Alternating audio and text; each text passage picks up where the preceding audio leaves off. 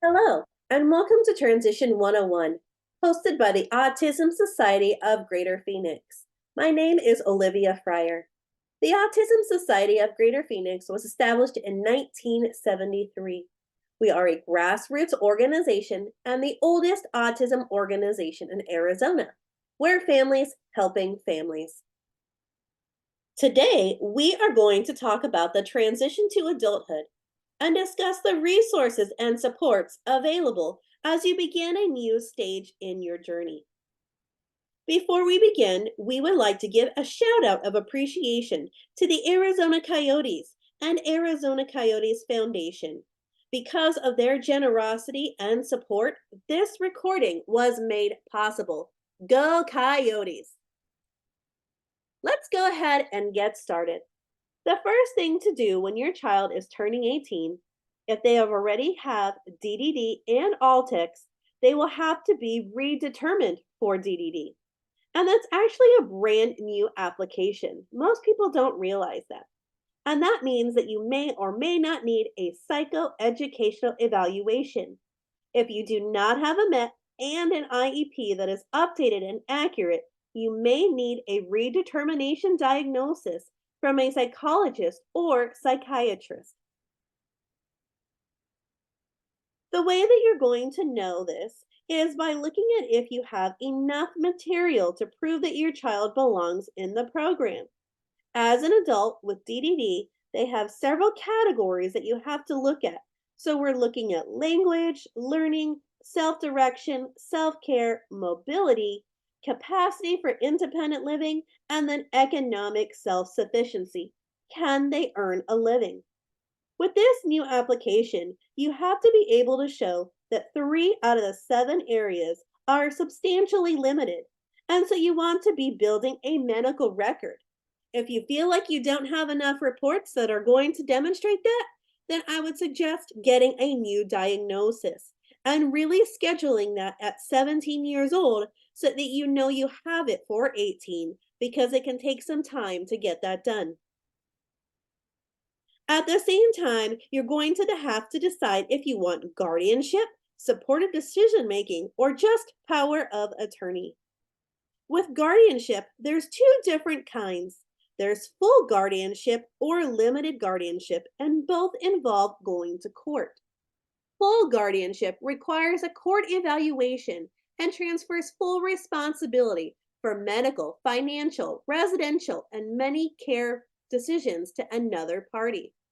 Limited guardianship restricts the guardian's responsibilities.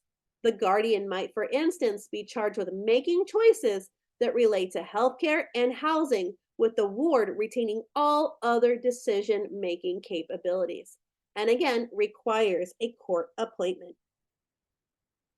It's important to decide if you want to seek guardianship because it is difficult to go back and get if you decide not to do it from the beginning.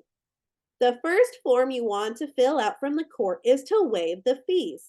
You can represent yourself and your child. Your child will be given a guardian ad litem. There's no real reason to hire an attorney unless that would make you feel more comfortable, or you're divorced, or you're going to have some kind of fight over who gets guardianship. Guardianship doesn't protect your child if they're involved with law enforcement in any way. A lot of times people think that it does protect them, like the police can't interview them if they have a guardian. But that's not actually true. So I think really thinking about where your child's abilities are, what you think guardianship is going to bring to the table, what you think it's going to do to protect certain things, really make a list of pros and cons. And then talk to an attorney maybe if you're already looking at a special needs trust and things like that that might be worth asking them a question regarding it. Oftentimes, if you already have a special needs trust, that lawyer will help you in this process. The other thing to consider if you're not going to have any conflict with guardianship is you can either do the paperwork yourself, hire a paralegal for $300 to $400, or hire an attorney if you think that you're going to need it. To establish guardianship, there is a form that the doctor fills out where they need to check whether it's limited or full guardianship. Every year, you will need to submit an update to the court. If you want your child to be able to drive and to vote, they have to indicate that on the initial form that is submitted to the court. Supportive decision making is another option. Basically, it is helping your adult child build a team of people that they can seek advice from and counsel from. It is considered the least restrictive option when we're looking at guardianship. We believe that it provides protection against abuse, neglect, and exploitation. And we believe it helps those with disabilities or older adults, even, to help them make good decisions. What I will say is one of the misunderstandings we find with parents who are looking for supportive decision making is they think they get to make the decision, and they don't. It's the individual with the disability that gets to make the decision. So even if they have an advice council, they can still make a poor decision based on how you view it, and you do not necessarily get a veto. Then, finally, a lot of families choose to do a power of attorney. You can do healthcare power of attorney, financial power of attorney, or educational power of attorney. I think what's important to know about powers of attorney is that you really want to make sure you have the mental health one as well. And I think if I understand what I heard from DDD recently, is that there's only 30% of DDD members that have full guardianship. So a lot of families choose an alternative way. Healthcare proxy attorneys names an agent empowered to make a medical decision on the individual's behalf. No court intervention is required, and the agreement can be dissolved at any time. With a financial power of attorney, without relinquishing control over personal finances, an individual grants an agent decision making authority for the purpose of assisting in financial management, and no court action is required. An educational power of attorney authorizes another party to have access to the individual's educational records and to make decisions concerning IEPs and post high school education. Again, no court action is needed.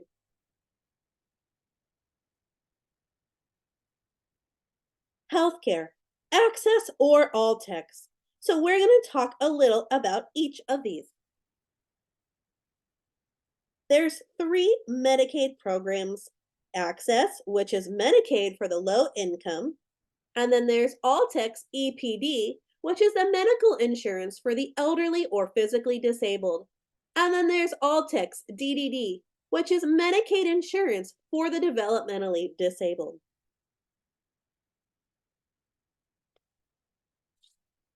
All three programs fall within Access Medicaid, but they offer different benefits. So, really, the difference between Access and Alltex is that Access is insurance for the poor, and you're qualifying based on income. Alltex is health insurance for those who need long term care support. So, those that are elderly, physically, or developmentally disabled. All text requires a financial and medical interview. You must be deemed needing this additional coverage. Currently, the person needing services cannot have more than $2,000 in their own name, but this limit is being re examined.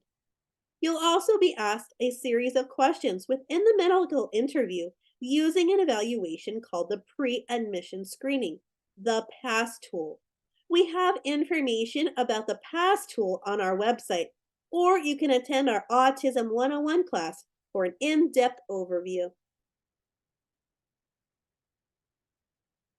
Access gives you some things like doctor visits, specialists, labs, hospitals, mental health, behavioral health, family planning, dialysis, pregnancy, hospital services, surgical, etc. All these things are the basic things that you would expect from a health plan. However, all text gives you a bunch of extra things, and those things are deemed important because you need long term care support. This includes things like day treatment programs, case management, attendant care, individual support, employment, homemaking, habilitation, group supported employment, nursing home, hospice, assisted living, respite, and medical care. So those you get in addition to what is already covered by access. And those that only have access do not have the ability to get these services that you see here. Some additional things to know that Access and Alltex gives are mental health benefits. And we have integrated plans, and that means that physical and mental health come from the same plan. DDD is in charge of home and community based services. And then your Access Alltex plan provides physical and mental health benefits. Home and community based services that are delivered through DDD include habilitation, attendant care, speech, and occupational therapy. Physical therapy will transfer to the Alltex plan at 21. If you're having trouble navigating the health for behavioral health services, then you can use OIFA, the Office of Individual and Family Affairs within the health plan, or OIFA within the DDD plan. If your adult child qualifies for Medicare, they can no longer get speech through a speech assistant. It must be through a speech language pathologist. When you're over 21, dental, vision, and hearing coverage all change. Vision and hearing are no longer covered at age 21. Dental is covered substantially less than it was before. If you're an Access member, you get a $1,000 emergency dental only, and it actually has to be a true emergency. If you're an Alltex EPD or DDD member, you get $1,000 comprehensive and $1,000 emergency only. The dental is substantially limited once you turn 21. If your child does not qualify for services through Access or Alltex, and believe it or not, this happens frequently, you may want to consider getting into the system as an adult through a serious mental illness diagnosis, and that gives you access to Medicaid funding. You can get that with bipolar, obsessive compulsive disorder, psychotic disorder, mood disorder, anxiety, personality disorder diagnoses. You have to be able to prove that there's a functional impairment, but this is another way to get access to Medicaid. We encourage families to seek adult medical care and not stay within pediatrics for longer than age 21. The biggest issue is that as you age, you are more likely to get adult chronic conditions, and pediatric specialists do not generally treat that. So you don't have to move at 18 unless your doctor is insistent, but you really need to think about transitioning into adult care. That means finding an adult practitioner that you feel comfortable with.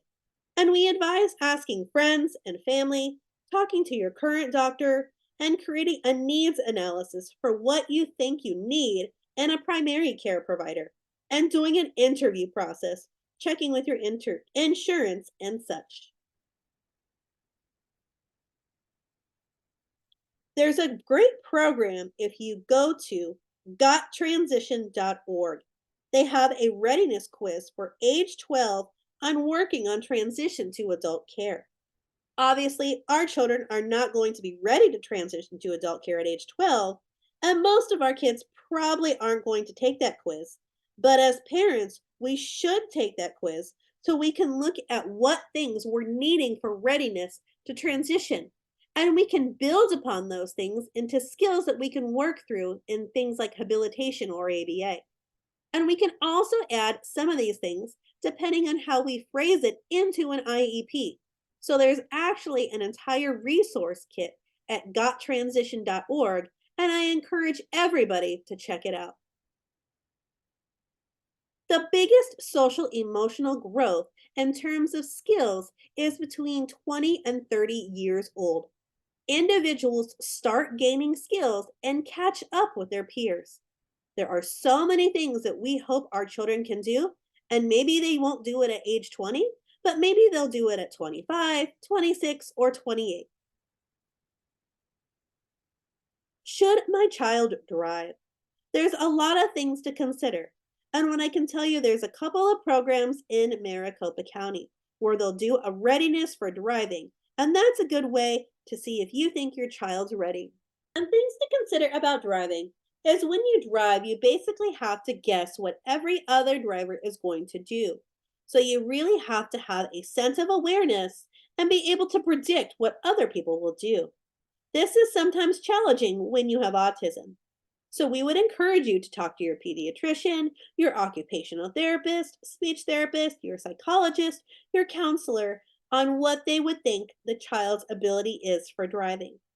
An occupational therapist is a great person to talk to about this. What I've heard from most families is it takes our kids a longer time to drive. There's some great books out there on teaching driving. The most important thing is being able to predict what other people are going to do. And we all know that can be a real challenge. When driving with your child, you can work on talking out loud while driving. Talk about your thoughts as you are driving. Talk about people around you. So if I slow down because there's someone on the side of the road, I would say, I'm slowing down because I see they're on the side of the road. I see little feet on the other side of that car. I want to move over and slow down because I don't know if there is a child that will dart out in front of me. You need to be prepared for these kinds of conversations so that our kids can start thinking about all of these things. We want to remind you that you do have educational choices. Your child does not have to graduate until they are 22, and you can continue to use the Empowerment Scholarship up until that age as well.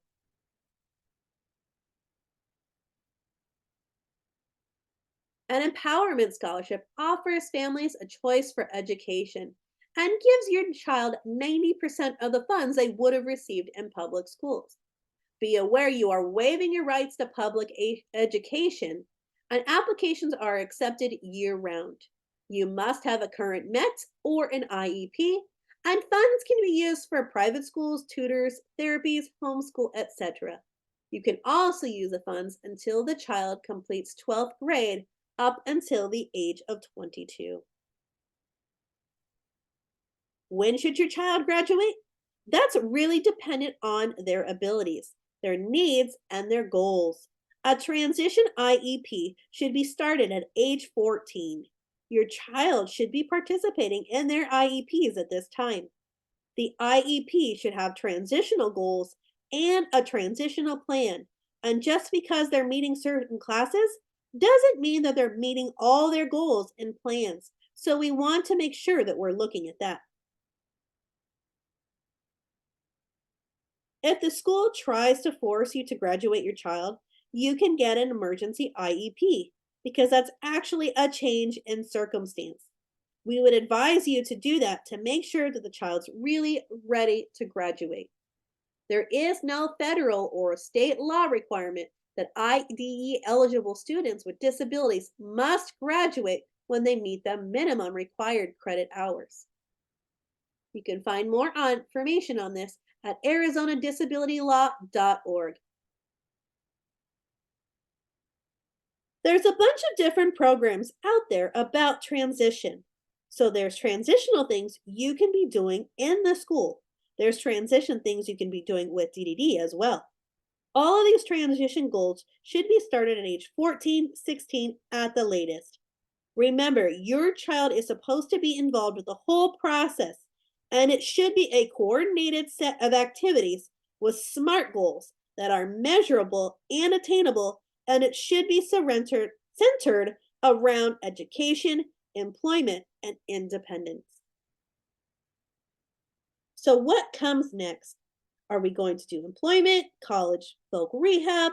What are our choices? And what makes sense? So before we're even talking about this at 8:14, we should be asking, what are your goals? What do you want to do when you grow up? What are your interests? We can be doing interviews with people, we can be volunteering with people, we can be investigating things, but we really want to figure out where their interests lie and make sure that we're building skills around these interests. So here are some things we can think about. So again, we're starting at age 14. Often schools will be at 16 or later, but 14 is really the age. So, like I said, explore activities, research careers, interview people, volunteer in your community, view job clubs, job shadowing work, simulation, those types of things. There's transitional employment goals that you can do with your ISP with your DDD support coordinator.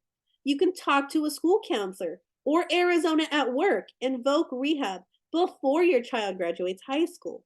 You can be touring colleges, technical programs like EVIT. You can have your child even doing high school and community college at the same time. There's a lot of options and it can look different for everyone.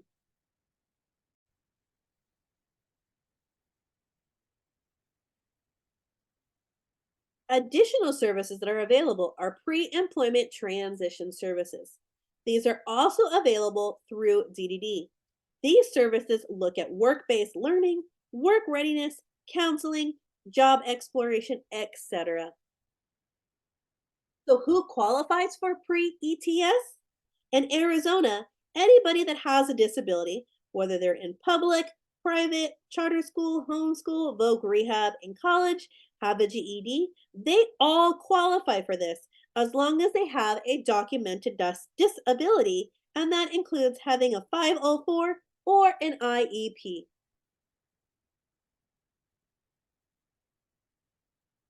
It's important to note that students do not have to apply for voc rehab services or be clients of VR to get these additional services.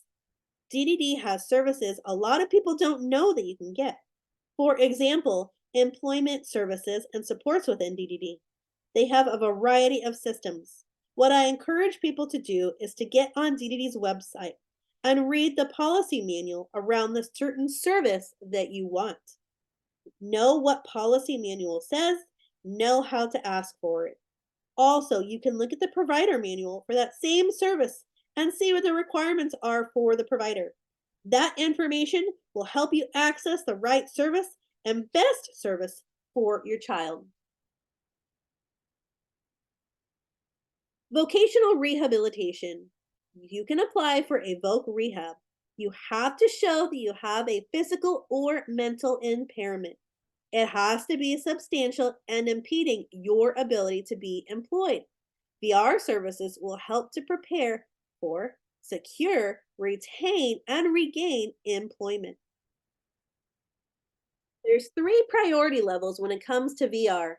Priority one is individuals with the most significant disabilities that seriously limit three or more major life areas and who require multiple VR services over an extended period of time.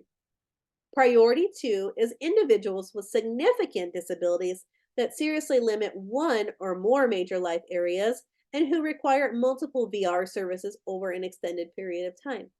And priority three are eligible individuals without serious limitations in one or more major life areas and who do not require multiple VR services over an extended period. The number one is the most significant. Number two is showing your significant disability. But number three, nobody with that priority three really gets service. So you really need priority one or two to get voc rehab services. Ticket to Work is also a program available at Ability 360. They do a 4-hour class on Ticket to Work and other programs that allow you to get SSI or SSDI and still prepare for and keep a job and earning money without losing those additional benefits.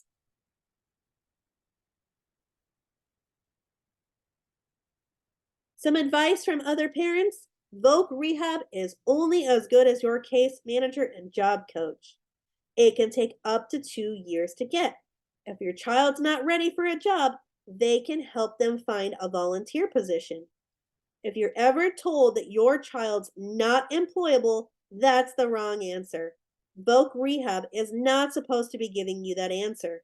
They're supposed to help you find a job and become employable.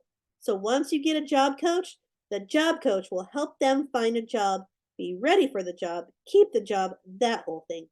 You want to look for a really good job coach because that's where it makes the big difference. College. A lot of our adults are going to college. We always recommend community college first because the classes are smaller, the campus is smaller, and it's easier to navigate.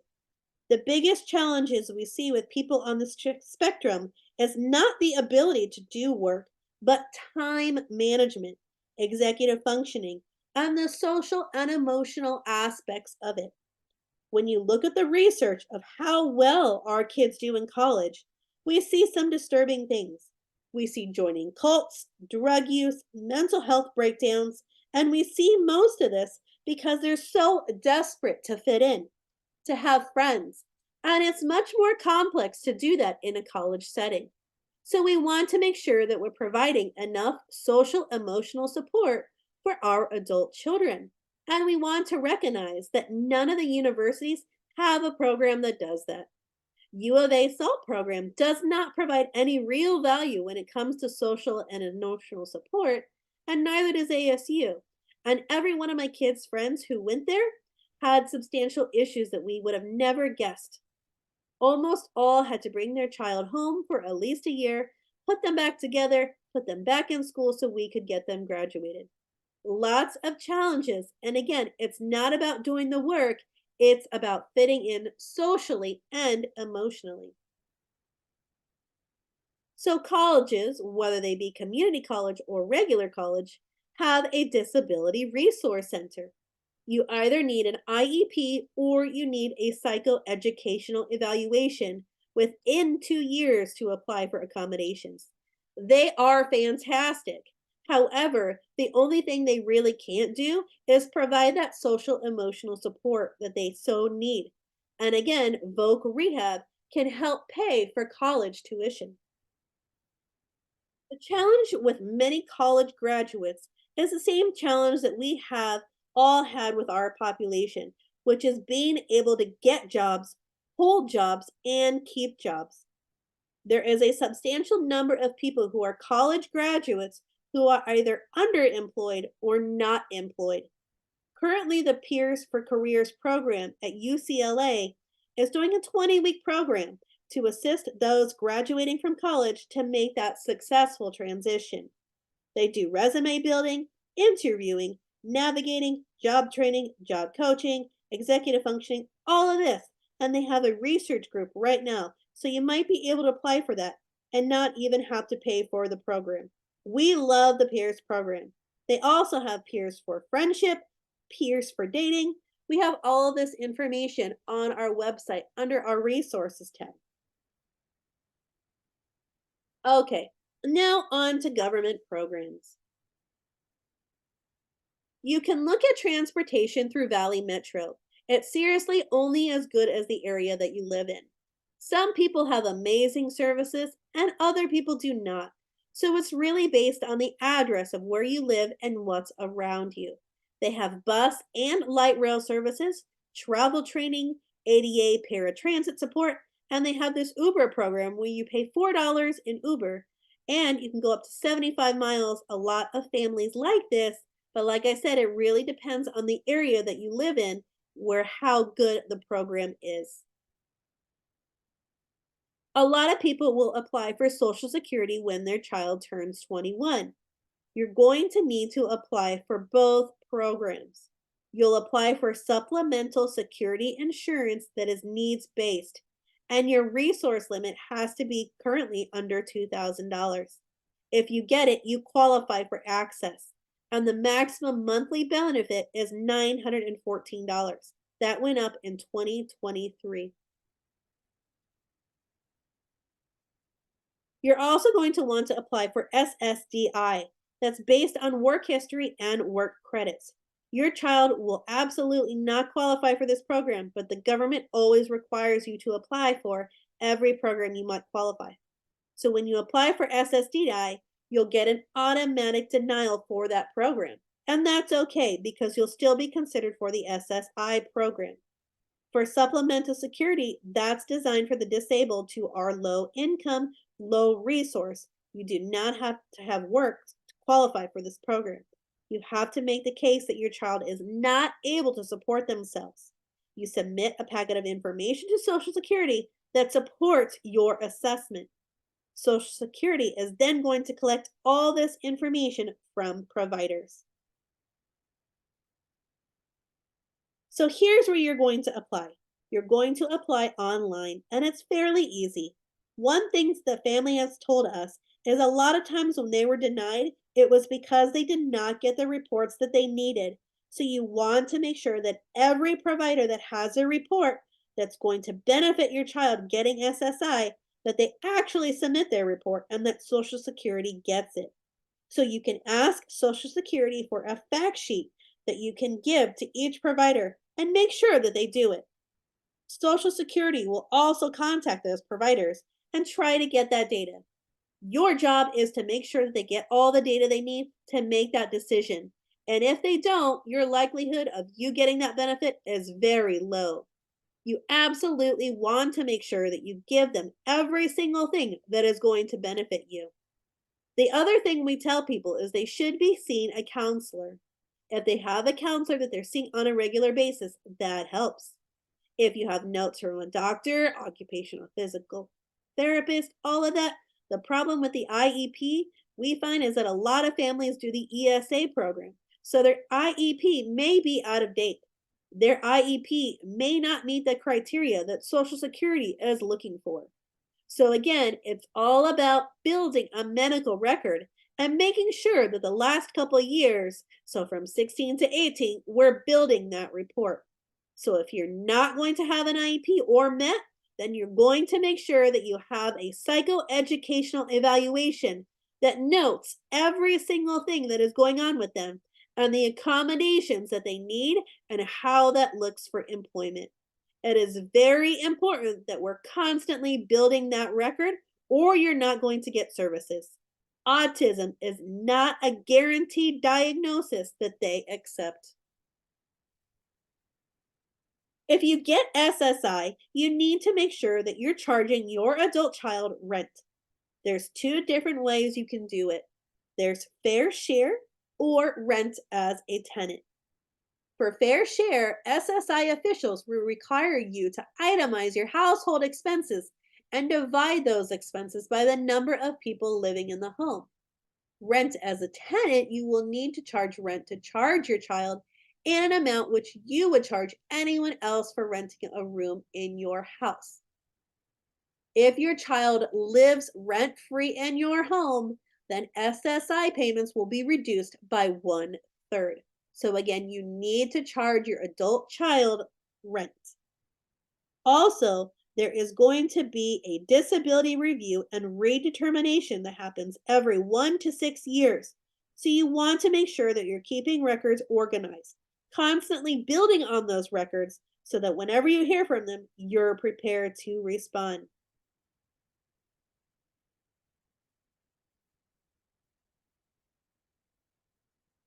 If you are denied SSI, you can complete a form asking for redetermination. If you would need to appeal, we advise you to get an attorney. Winning an appeal is very difficult without an attorney.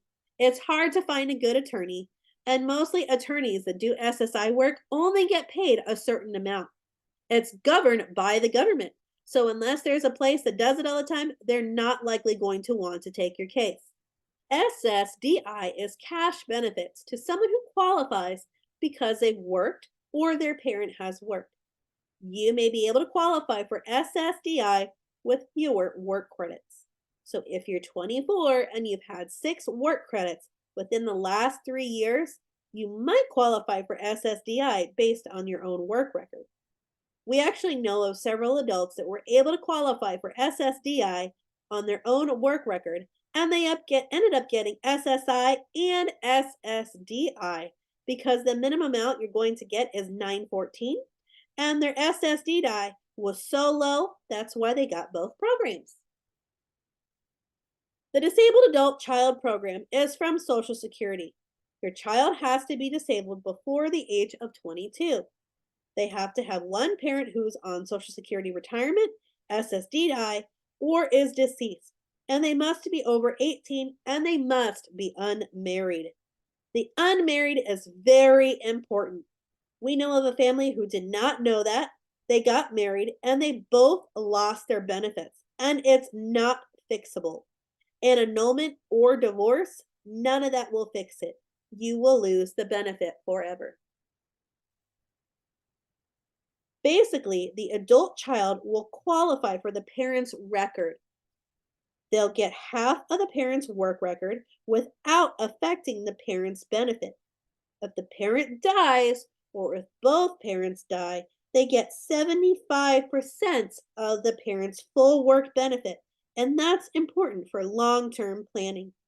The other thing that's great about the SSDI program is they qualify for Medicare on the 25th month. And if you look at those dual plans, they can add all sorts of additional benefits that you lose when you become 21.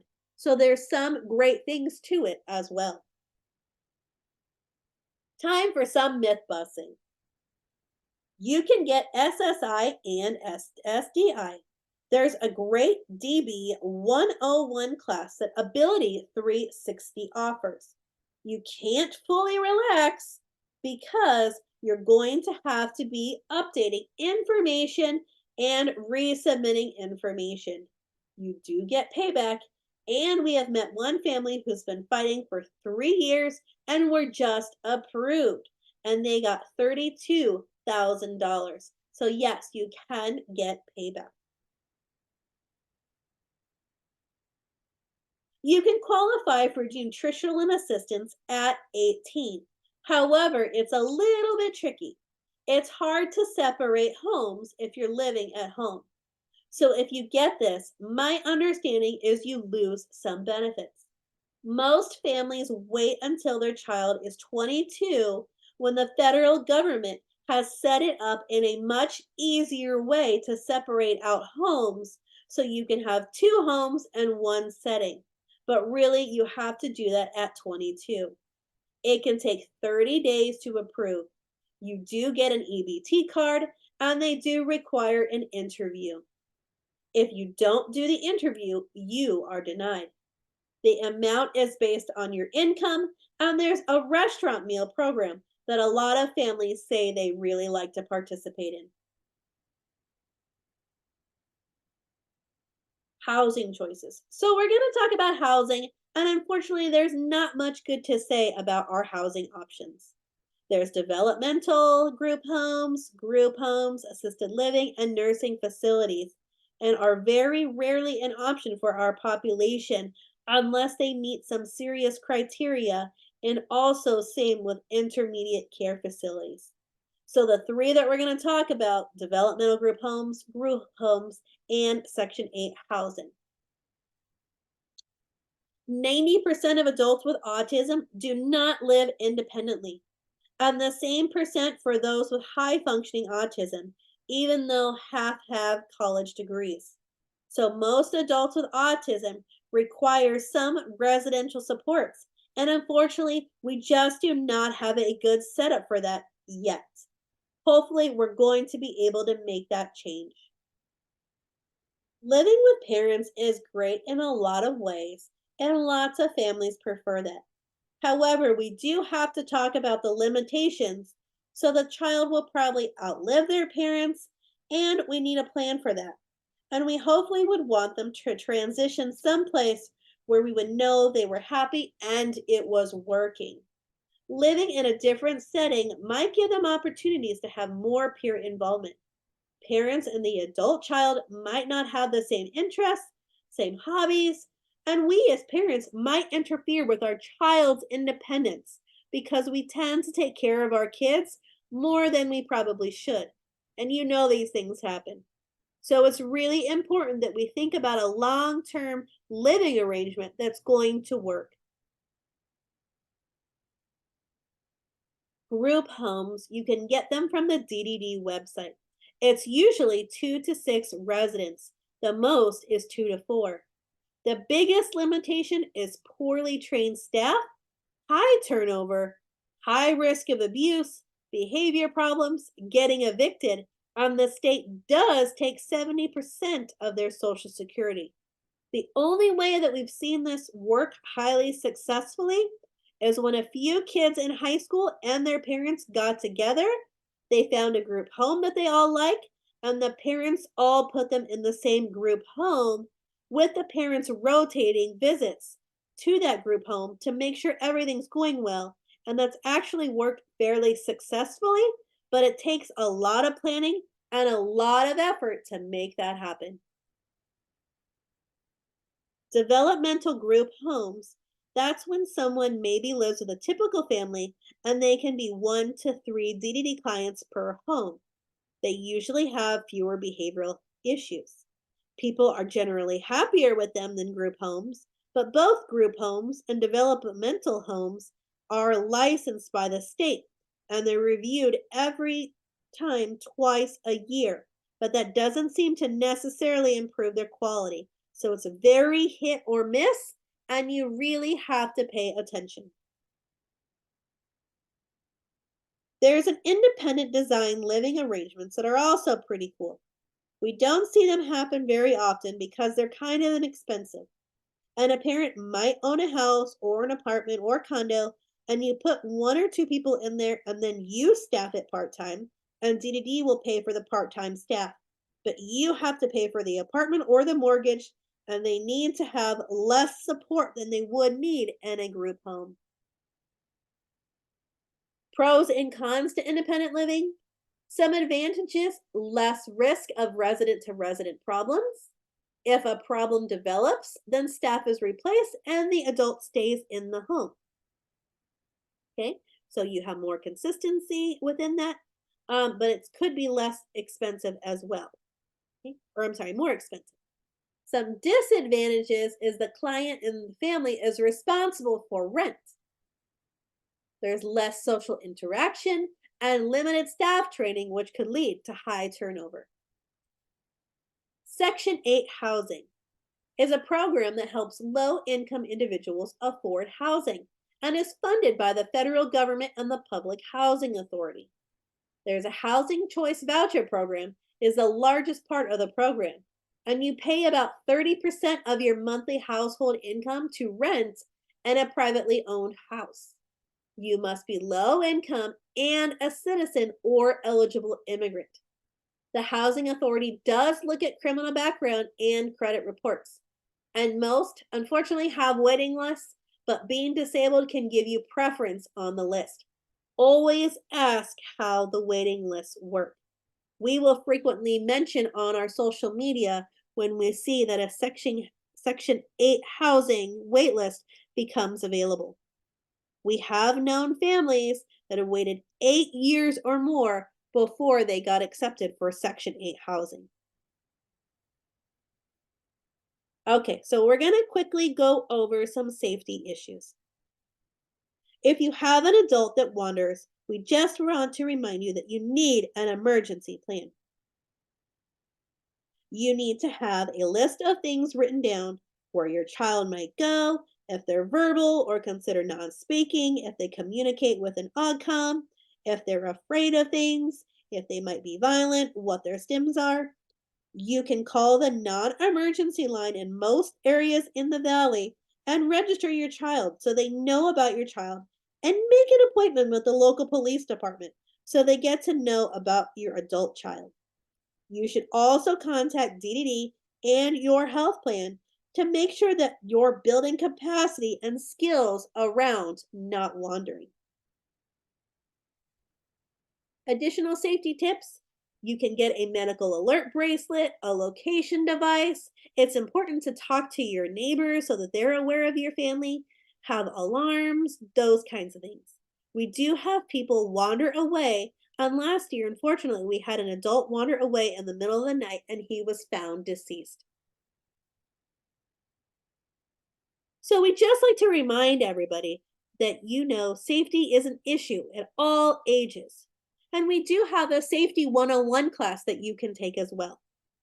Please consider, if you have only a cell phone, joining SENS, the Community Emergency Notification System. You'll want to register your cell phone and go to 911alertsyou.com or Maricopa Region 911.org. This system is a reverse 911 that will alert you in the event of a local emergency. If there's an emergency, that's what law enforcement will use. So if they're trying to evacuate a block, that's what they're going to use. So please make sure to do this. If your child does go missing, make sure to call 911 immediately. Give law enforcement as much irrelevant information. You can look for your child while you are on the phone and have a list of places that your child might wander or things that they like, such as water, trains, etc. It's always important to have an updated photo of your loved one. The silver alert. Remember, there's a silver alert system that applies to those with developmental disabilities. It's important because it allows state and federal resources that are not generally known or to work together, but they will with the silver alert. The local police department cannot issue a silver alert. They have to ask the Department of Public Safety to issue it, but it starts from the local department. So if your individual is missing, you're going to tell them you want a silver alert. They have to meet some criteria, but you're at least making them aware that you know that there's something they can do. You never want to tell law enforcement that your child is high functioning. If you do, they're most likely not going to issue a silver alert. They're going to see it, the need isn't necessarily there. So please do not do that. We have a Be Safe program. We work with law enforcement and those with developmental disabilities. So we teach individuals how to interact safely with law enforcement. We're building a bridge and bringing together trained officers and individuals with disabilities. Our goals are to improve outcomes, to promote mutual understanding, and form relationships with law enforcement. We've been doing it for almost 8 years now, and we've done it all over the valley and all over the states, and it's a truly life saving program. You can visit our website under our events, under the Be Safe tab, to find out more about upcoming events. And this is just a copy, kind of a viewing for you to be able to see what it is like. So there is a teaching edition where you get the 2 desk sit, a companion curriculum, and the movie DVD. Key things we like to teach are what a law is, how to follow it, what to do when you meet the police, where to keep your hands, to do exactly what you're told, to self disclose your diagnosis, and tell the police that you have a disability. If you do that, you're much safer. One of the things we realize is that some people don't tell their child that they have a disability. It's really important for them to know so they can self disclose and practice that. They need to know that they have the right to remain silent if they're arrested, and you don't have a right if nobody told you about the right. We want to make sure that we're talking about that and then teaching them when and how to use 911. Online safety is so important these days. All of our kids are online. Some of the basic things: compulsive internet use, exposure to inappropriate content, victimization by online predators, cyberbullying, sex trafficking, and child porn are just to name a few of the things that our kids are vulnerable to. And it's crazy what's happening out there, you guys. So please really make sure you're monitoring your youth when they're using online materials. So, what are some things that we as parents can do to ensure online safety?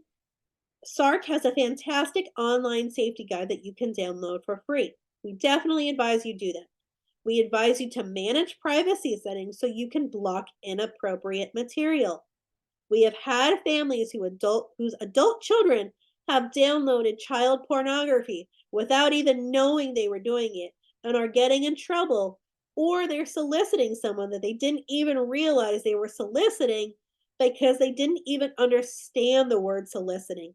So we just really want you to talk to your kids. Local police don't always understand. The FBI is much more understanding, but local police a lot less. Make sure to friend your kids on all social media, especially around cyberbullying. You'd be surprised at what happens. A lot of kids play games online and they use programs like Discord that has all of these private rooms, and there's a lot of horrible grooming behavior happening in some of these rooms. Teach your child how to identify cyberbullying and to not share private information.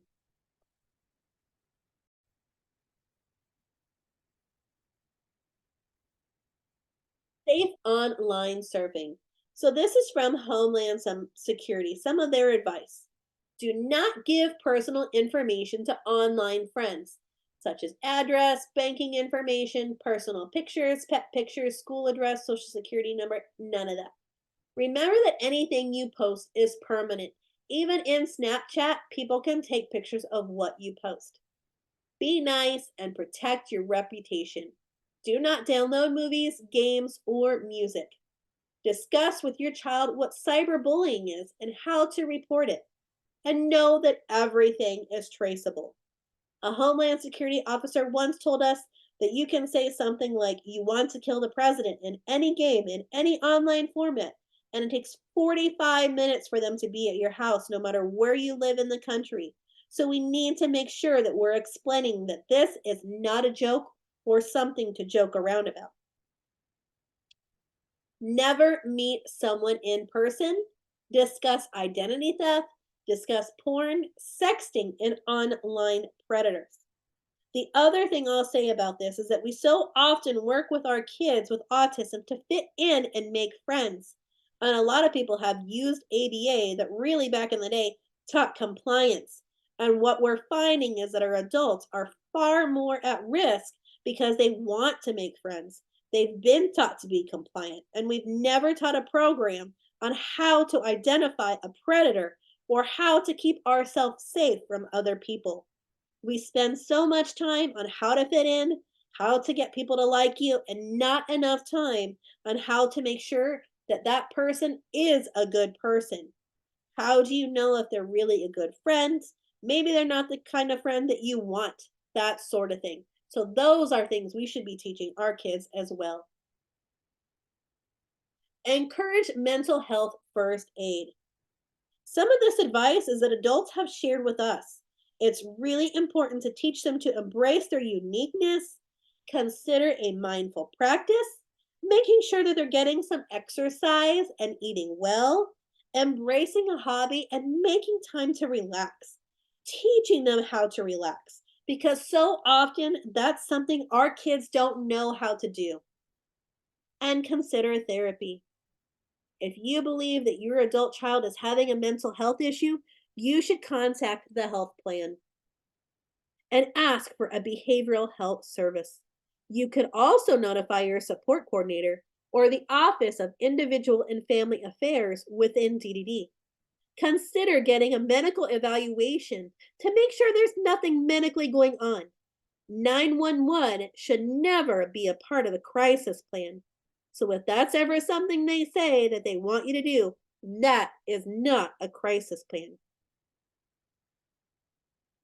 Tips for during a crisis: if you do have to call 911, make sure you're asking for a CIT trained officer.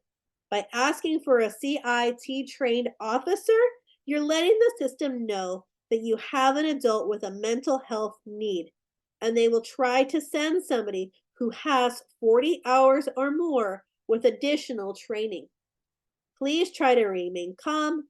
Give them as much information as you can, including hobbies and interests that they can use to de escalate the situation when they arrive. If you've had to call crisis or law enforcement, the next day you should call your support coordinator, let them know, and ask for additional services. You'll want to call your health plan and ask for a case manager to help add and coordinate mental health benefits. And you'll want to rule out anything medical. Okay, so that's it for transition. I want to thank you for your time that you spent with us and watching this recording. Please keep in mind that this is an abbreviated version of Transition 101. So we really encourage you to attend a live session as we go into more detail and offer more advice, and you'll have the opportunity to ask specific questions. We have a lot of other programs, and here are other ways that you can connect with us and gain support. So, our other trainings like Autism 101 and Safety 101. We have support groups for parents and caregivers, support groups and social opportunities for autistic adults. We have Let's Connect social events that give you the opportunity to engage with your community by doing different things like ice skating or enjoying a picnic and just meeting others in your community. And these events will always vary by days and locations, as well as what we're doing and locations of the valley. We have Facebook support groups that are attached to our main Facebook page. So make sure to check those out. We have a virtual game night, Lego club for all ages, birthday club. So if you sign up for our birthday club, you'll be eligible to receive a birthday card during your birth month to be celebrated on your special day. Again, we offer those Be Safe interactive screenings, and we have help available in English and in Spanish. We have our website, which is phxautism.org, that is full of resources to assist you and guide you on your journey. Again, resources and support in English and in Spanish. But under that resources tab on our website has a plethora, a huge wide variety of resources with things like employment, transition. If you need a diagnosis, we have providers on there as well as therapy providers. So please make sure to check that out. Connect and gain support. We are here to help guide you on your journey. So, here are some easy ways that you can help support us. Again, we're a small nonprofit organization, and we do qualify for the Arizona Charitable Organization Tax Credit. So, you can make a charitable donation. Our donation service is really great, and that it allows you to set up a one time donation or a weekly, monthly, bi monthly, yearly donation. However, you want to do that, we can help you get that set up. You can shop at your local Fry's food store and join their community rewards program. You would select the Autism Society as your organization's choice, and then we would get a small percentage back of the amount that you spent at no additional cost to you. You can volunteer for some of our events. Go to our website under the Connect tab and submit the volunteer form. Connect with us on social media. You'll learn about all the great things that we have going on, as well as be informed of maybe some great free events or raffles and prizes that we might have available. You can create a Facebook fundraiser, that peer to peer fundraising to help us raise more funds to be able to support our community. We can't recommend enough to sign up for our newsletter that you'll receive twice a month to be informed and stay informed on all of our upcoming events and the latest ongoing resources and supports available. And finally, tell a friend about us. That's really the thing that we hope that you'll gain from these trainings. And thank you again so much for joining us. And we hope that by joining us today, you've learned information that you can help others who you encounter on their journey, creating a ripple effect of support. So, again, I want to thank you so much for joining us today at Transition 101. Again, make sure to come and visit us at a live session so that we can go into more detail on some of these topics and answer the questions that you may have. We're the Autism Society of Greater Phoenix. Thank you once again so much. Please make sure to visit our website at phxautism.org or send us an email at info@phxautism.org. We hope to meet some of you at our meetings. Thank you so much and have a fabulous rest of your day.